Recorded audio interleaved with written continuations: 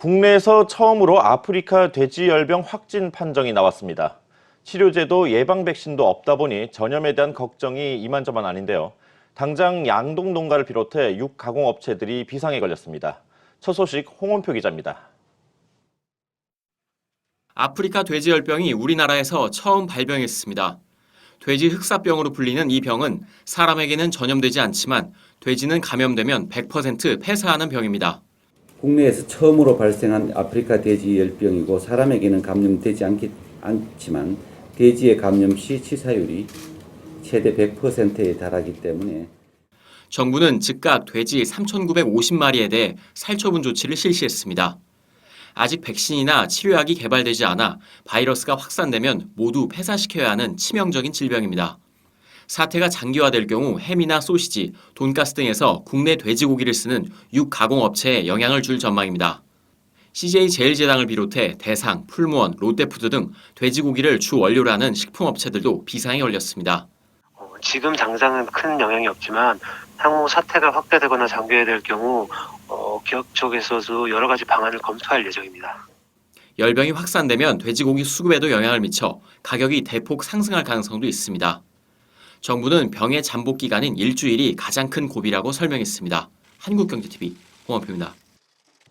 아프리카 돼지열병 확진 판정은 오늘 하루 증권시장에도 적잖은 영향을 미쳤습니다. 방역과 사료는 물론이고 돼지고기를 대체할 닭고기 관련 주식들까지 대부분 상승률 상위를 기록했습니다. 이어서 이민재 기자입니다. 아프리카 돼지열병 국내 첫 확진에 관련주 10곳이 상한가로 거래를 마쳤습니다. 이글벳, 진바이오텍, 우진비엔지, 하림 등이 대표적입니다. 전문가들은 방역, 사료, 육계 관련 기업 순으로 수혜가 있을 것으로 내다봤습니다. 아프리카 돼지열병의 확산을 막기 위해 소독제 등 약품 관련 수요가 늘어난 다음 관리를 위한 사료 구입이 확대되고 이후 돼지고기 가격 상승으로 대체제인 닭고기 등 소비가 증가할 수 있다는 겁니다.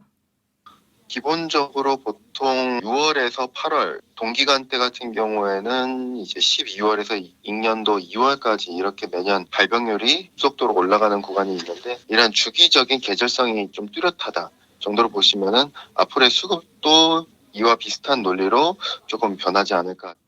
백신 관련주로는 백광소재, 대성미생물, 엑세스바이오 등이, 사료주로는 한일사료, 우정사료, 사저동화원 등이 거론됩니다. 사료 업체 입장에서는 기존에 선진화되지 못한 사료를 사용하던 농가가 앞으로 이제 현대식의 그런 사료를 쓰기 때문에 긍정적이다라는 그런 기대감도 존재.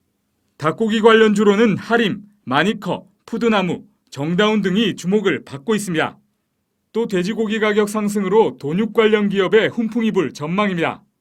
팜스코는 중국, 몽골, 베트남, 북한 등 아시아 전역에 아프리카 돼지열병이 퍼지자 올해 초 돼지고기 가격 상승 기대를 받았지만 영향이 크지 않아 주가와 실적이 약세를 보인 바 있습니다. 하지만 돼지고기 가격 강세 전환으로 반전이 있을 수 있다는 분석입니다.